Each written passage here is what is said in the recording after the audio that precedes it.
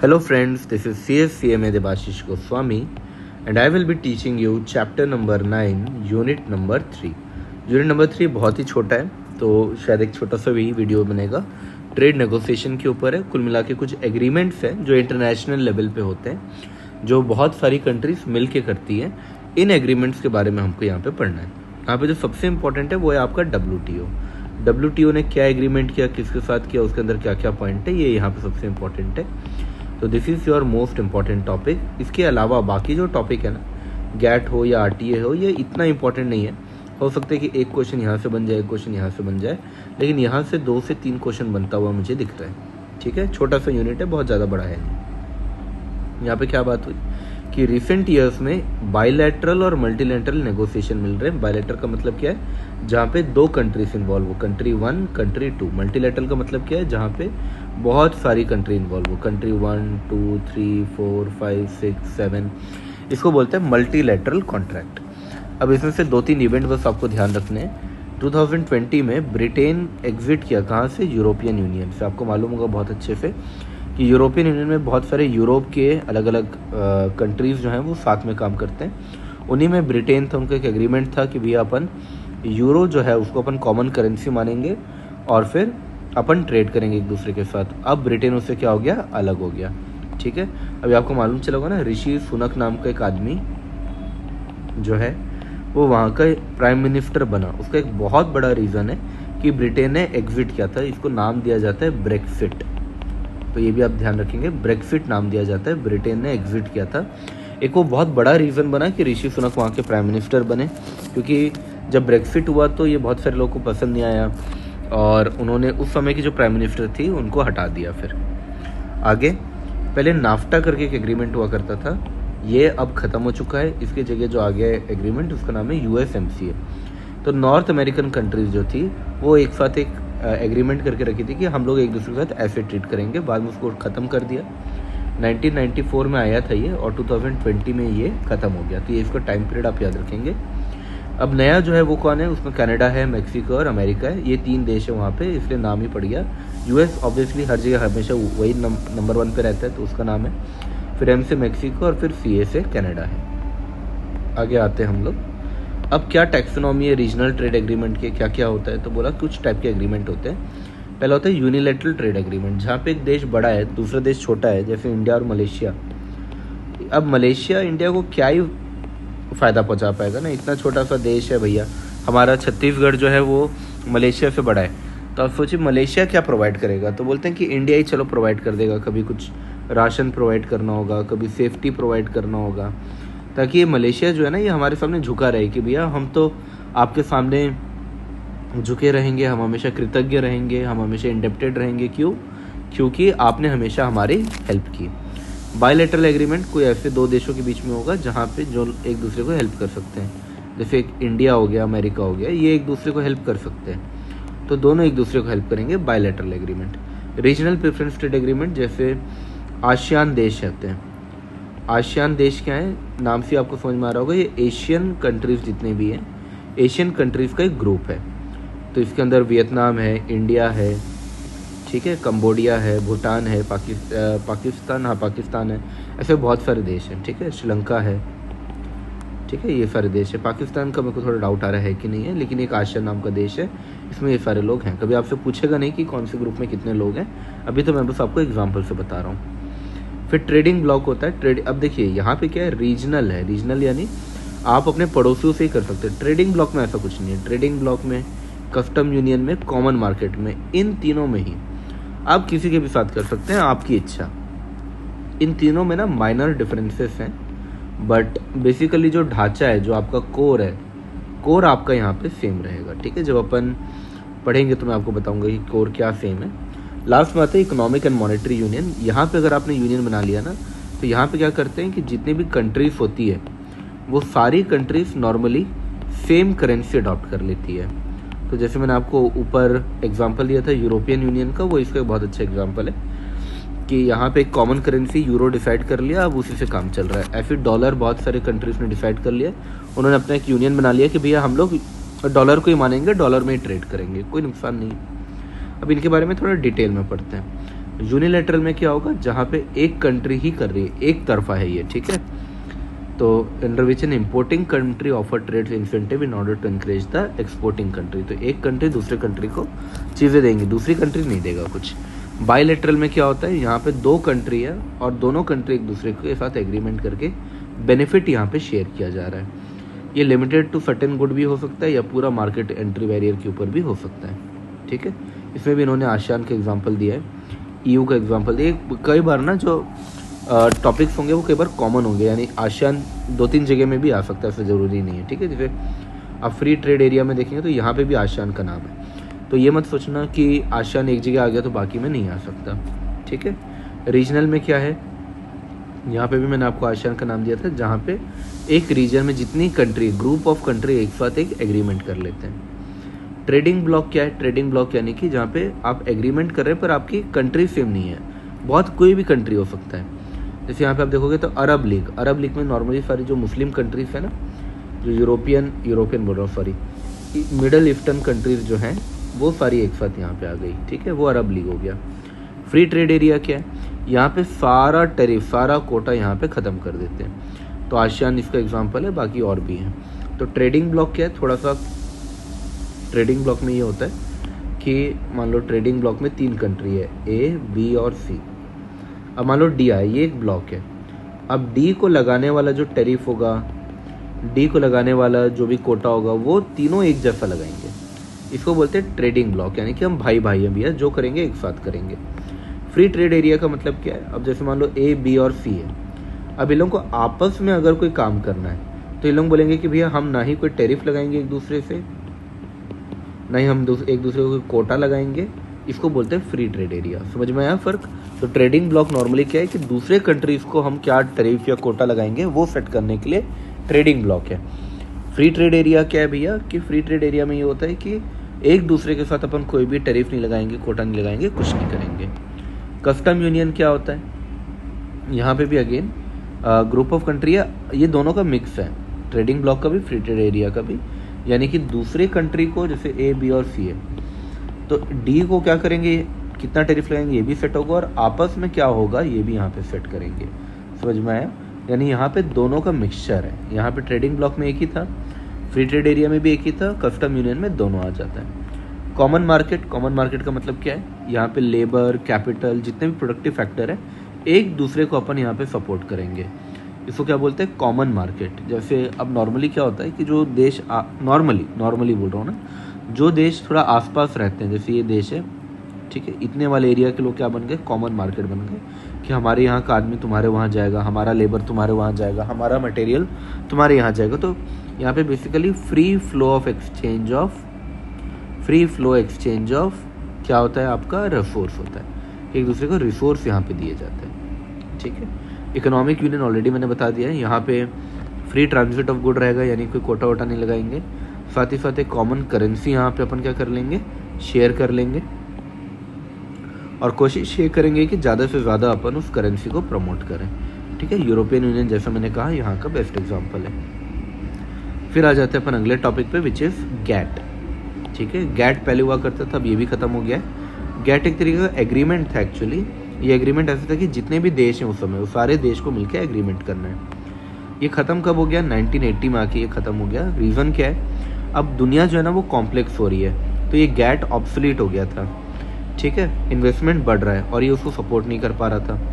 IPR उस समय आया ही नहीं था जब गैट आया था, तो ये कवर नहीं था, ठीक है। इसके अलावा बहुत सारी एम्बिग्यूटी थी, एम्बिग्यूटी यानी अजीब सी चीज़ें थी बहुत सारी, उसको दूर करने का कोई रास्ता नहीं था। एग्रीकल्चर ट्रेड को लेके लोग बहुत अच्छा सक्सेसफुल कोई प्लान नहीं बना पाए, इसलिए अभी भी आप देखेंगे तो बहुत सारे देश हैं जिन लोग एग्रीकल्चर में तो बहुत अच्छे हैं, जैसे इंडिया, चाइना, पर ये लोग एग्रीकल्चर को लेकर बहुत एक्सपोर्ट नहीं कर पाए, लोग बहुत अच्छा प्लान नहीं बना पाए। हम अभी भी सर्विस को एक्सपोर्ट कर ले रहे हैं, इन एग्रीकल्चर को लेकर हम अभी भी ट्रेडिंग में बहुत अच्छे नहीं हैं। डिस्प्यूट्स होते थे ना, तो डिस्प्यूट को सुलझाने का इनके पास कोई अच्छा मैकेनिज्म नहीं था। और सबसे मोस्ट इंपॉर्टेंट बात ये है ना कि एक ट्रीटी था, ट्रीटी यानी कि एग्रीमेंट था।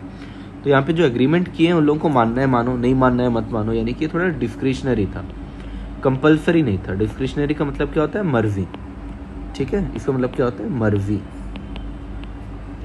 कंपल्सरी ये नहीं था कि भैया आपको फॉलो करना ही पड़ेगा, ऐसा कुछ नहीं था। तो बाद में क्या हुआ, एक उरुग्वे नाम का एक जगह है, उरुग्वे में एक मीटिंग हुआ और मीटिंग में डिसाइड किया गया कि हम क्या करेंगे, WTO को लेकर आएंगे। ठीक है, तो इसमें जो मेन डेट जो आपको याद रखना है वो है 1995, जुलाई 1 1995 को ये आ गया। और पहले जो गैट था वो ख़त्म हो गया और अब क्या आ गया हमारे पास, WTO।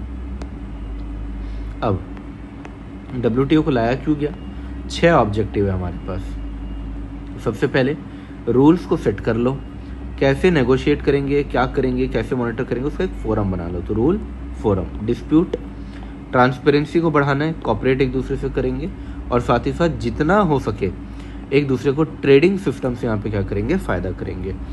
तो क्या क्या हो गया आपके पास, रूल्स बनाने हैं, एक फोरम रेडी करना है जहाँ पे नेगोशिएशन वगैरह हो सके, डिस्प्यूट्स आपको सुलझाने हैं, ट्रांसपेरेंसी आपको यहाँ पे चाहिए कि भैया ज़्यादा से ज़्यादा सब कुछ दिखे, कोई बड़ा देश किसी छोटे देश को यहाँ पे दबा ना दे, ट्रांसपेरेंसी हो कि भैया सब कुछ फेयरली चल रहा है।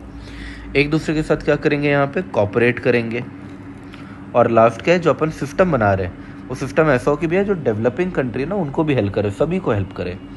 Got it. तो यहाँ पे क्या कर रहे हैं अपन, एक ट्रेडिंग सिस्टम डेवलप कर रहे हैं फॉर डेवलपिंग कंट्री। तो ये आपके कीवर्ड्स हैं, rules, forum, dispute, transparency, cooperation, trading system. तो ये कीवर्ड्स को आप याद रखेंगे तो भी काम बन जाएगा। आपको रटना तो है नहीं क्योंकि बच्चों आपको क्या करना है, आपको सिर्फ चीज़ों को थोड़ा ध्यान रखना है क्योंकि MCQ में सब कुछ दिया होगा, आपको तो सिर्फ वो करना है, टिक करना है। अब ये स्ट्रक्चर से इंपॉर्टेंट क्वेश्चन आ सकता है, ये है कहाँ पे, जिनेवा में है, जिनेवा यानी स्विट्जरलैंड में है। डायरेक्टर जनरल इसको हेड करते हैं, 3 सिस्टम है यहाँ पे। टॉप लेवल जो होता है वो डिसीजन मेकिंग करता है। अब इलोंग जो है, इलोंग में मिनिस्टेरियल कॉन्फ्रेंस होता है और ये मिनिस्टेरियल कॉन्फ्रेंस साल में एटलीस्ट 2 साल में एटलीस्ट एक बार इलोंग मिलते हैं और मिलकर डिसाइड करते हैं कि भैया क्या चल रहा है, नहीं चल रहा है। ठीक है। ट्रिप्स नाम का एक एग्रीमेंट है जिसका पूरा नाम जो है आपको अच्छे से याद रखना है। ट्रिप्स इंटेलेक्चुअल प्रॉपर्टी राइट के ऊपर बनाया गया है।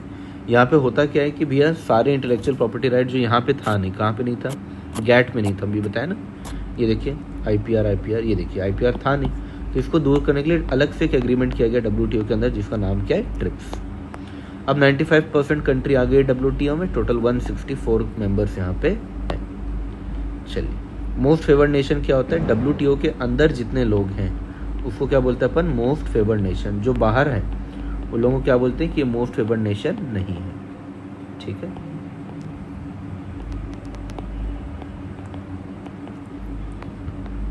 नेशनल ट्रीटमेंट का मतलब क्या है कि यहाँ पे कोशिश की जाती है कि जो भी देश है वो देश सारे WTO के एग्रीमेंट्स को माने, पर बेसिकली 3 मेन WTO एग्रीमेंट जो है यानी कि गैट्स और ट्रिप्स, इन तीनों को बहुत अच्छे से रेस्पेक्ट करें। ठीक है, ये सब आप छोड़ सकते हैं, कोई काम का नहीं है। ठीक है, ये पूरा आप चाहें तो कट कर दीजिए, कोई भी काम का नहीं है।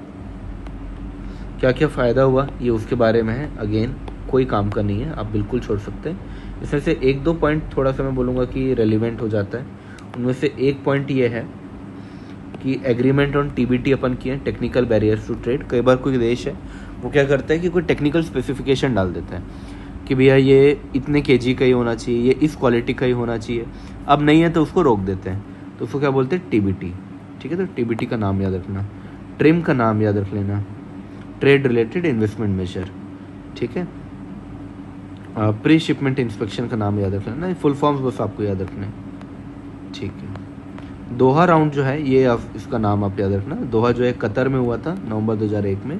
यहाँ पे भी सिमिलर टाइप की बातें हुई। यहाँ पे WTO वाले चौथी बार मिले, 2 साल में एटलीस्ट एक बार मिले है ना, तो दोहा राउंड में मिले थे। बहुत सारी बातें यहाँ पे हुई है। इनमें से एक इंपॉर्टेंट बात जो हुई है वो ये हुई है कि एग्रीकल्चर ट्रेड जो गैट में था नहीं, वो एग्रीकल्चर ट्रेड को यहाँ पे लाया जा रहा है। अब आप जानते हैं बहुत अच्छे से G20 को इंडिया ने अभी होस्ट किया था तो बहुत सुर्खियों में था। तो G20 क्या है, जो टॉप सबसे 20 बड़े देश हैं उनकी जो है ये मीटिंग है, तो ये काफ़ी इंपॉर्टेंट हो जाता है। ठीक है, आपको ये वाला पॉइंट बस याद रखना है कि बहुत सारे रेस्ट्रिक्शन जो थे अब वो रिपील कर दिए गए हैं। G20 इकोनॉमी जो है वो एक दूसरे के साथ मिलकर अब काम कर रही है। चलिए क्वेश्चंस बनाते हैं। अभी WTO जो है ये WTO ने सबसे पहले जिसका जन्म कहाँ हुआ, एस्टैब्लिश कहाँ हुआ पे, उरुग्वे में हुआ है ना, 1995 जुलाई 1, डेट भी याद रखना। इनमें से कौन सा स्टेटमेंट करेक्ट है, पुअर कंट्रीज़ को रिच कंट्रीज से बचाने के लिए आया है? नहीं भाई, ऐसा कुछ तो है, पढ़ा ही नहीं हमने। हाँ, डेवलपिंग कंट्रीज़ के भलाई के लिए आया है, पर रिच कंट्री ख़राब करते हैं ऐसा कहीं नहीं बोला है। गैट जो था वो गुड्स में डील करता था, WTO जो है सब में डील करता है, IPR में भी डील करता है। यस, एकदम correct, this is correct answer. National treatment principle अपन ने अभी थोड़ी देर पहले पढ़ा, जहाँ पे अपने को 3 बातें जो हैं, 3 बातों का ख्याल रखना पड़ता है।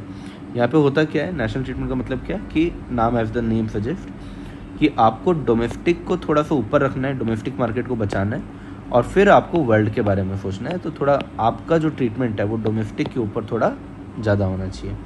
तो पहला क्या बोल रहा है, डिसएग्रीमेंट को सुलझाने के लिए नहीं।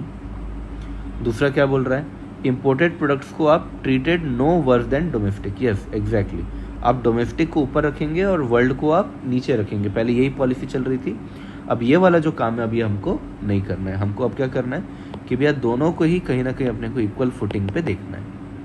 क्लियर हो गया? तो this is correct answer. Bound tariff अपन पिछले क्लास में पढ़े थे। बाउंड टैरिफ का मतलब क्या होता है, जब कंट्रीज एक फिक्स कर लेती है कि हम इससे ज़्यादा टैक्स तो नहीं लगाएंगे, इससे ज़्यादा टैरिफ जो है वो अपन नहीं लगाएंगे। ठीक है, एक फिक्स कर लेती है कि ये मैक्सिमम टैरिफ है। ठीक है, मैक्सिमम टैरिफ फिक्स कर लेती है, आसान भाषा में कहूँ तो क्वेश्चन नंबर 4 क्या लगता है आपको? क्लबिंग नहीं, लोअर लिमिट नहीं, मैक्सिमम लिमिट यानी अपर लिमिट, ये करेक्ट। MFN प्रिंसिपल क्या बात करता है? Equal treatment to all. Yes, एक कंट्री को फेवर कर रहे हो तो दूसरे कंट्री को भी करो। यस, सारे ट्रेडिंग पार्टनर को इक्वली ट्रीट करो। यस, तो correct answer is all of the above. WTO ने गैट को रिप्लेस कर दिया है क्या? Replace by GATT? नहीं, WTO ने गैट को हटाया है, मतलब गैट मरा है। यहाँ पे उल्टा बोल रहा है कि WTO को अब गैट ने हटा दिया। नहीं भाई, गैट मरा है, WTO चल रहा है, तो पहला वाला गलत है। फिर क्या बोलते हैं, डिस्प्यूट को सेटल करने का मैकेनिज्म है, फ्री फेयर का भी है। Yes, correct answer is B and C। 7वां, एग्रीकल्चर के ऊपर अब तो भैया बातें होती है। ठीक है, प्रोडक्टिविटी और डेवलपमेंट को बढ़ाना है। हाँ ये है, बट ऐसा कोई ये बात होती है ये, लेकिन ये प्रिंसिपल नहीं बनाया इन्होंने। ठीक है, तो ये गलत है। मार्केट एक्सेस के बारे में भी है पॉइंट्स, बट इसके बारे में ये मेन फोकस में नहीं है। Market access, domestic support, export subsidy, हाँ अब ये ठीक बना, ये करेक्ट आंसर है। Agreement on textile and clothing का मतलब क्या हो गया कि हम लोग बेसिकली ये कोशिश करते हैं कि एक अरेंजमेंट कर लें, और अरेंजमेंट में अपन कोशिश करें कि टेक्सटाइल्स को, क्लोथिंग को अपन ज़्यादा से ज़्यादा प्रमोट करें एक्सपोर्ट वगैरह में। 9th, ये आपका ट्रिप्स है, TRIPS, ट्रिप्स के बारे में बात हो रही है यहाँ पे। ट्रिप्स में भी again all of the above, high level of IPR के ऊपर बात होती है, ज़्यादा से ज़्यादा IPR राइट्स के ऊपर एनफोर्समेंट की बात होती है, और मोस्ट फेवर्ड नेशन ट्रीटमेंट की भी यहाँ पे बात होती है। 10वां, दोहा में मैंने आपको क्या बोला था, वो दोहा जो आखिरी में हुआ वहाँ पे एग्रीकल्चर गुड पे फोकस किया गया था। WTO कमिटमेंट्स, हाँ इफेक्ट जो करता है developing countries more because they need radical adjustment. एक बार चेक कर लेते सारे सही है क्या? यस, ये वाला था, इसको अपन किए नहीं थे। 7 का C ये वाला था, करेक्ट। चलिए सारे आंसर मेरे को लगता है सही होंगे। ठीक है, चलिए वेरी गुड। तो ये हमारा जो टॉपिक था, ये टॉपिक कंप्लीट हो गया हमारा। इररिलेवेंट है, बहुत ज़्यादा यहाँ से क्वेश्चन आने का चांस नहीं है। जितना मैंने पढ़ाया है उतना ही करना, उससे ज़्यादा करने की कोई ज़रूरत नहीं है। ठीक है, ये जो पूरा चैप्टर है, ये पूरे चैप्टर का वेटेज ही अराउंड 4 से 5 नंबर का ही है। इससे ज़्यादा का चैप्टर बोलो, सॉरी ये जो यूनिट है इसका वेटेज 4 से 5 नंबर का ज़्यादा है ही नहीं। ठीक है, चलिए तो मिलते हैं अगले वाले यूनिट में। Thank you.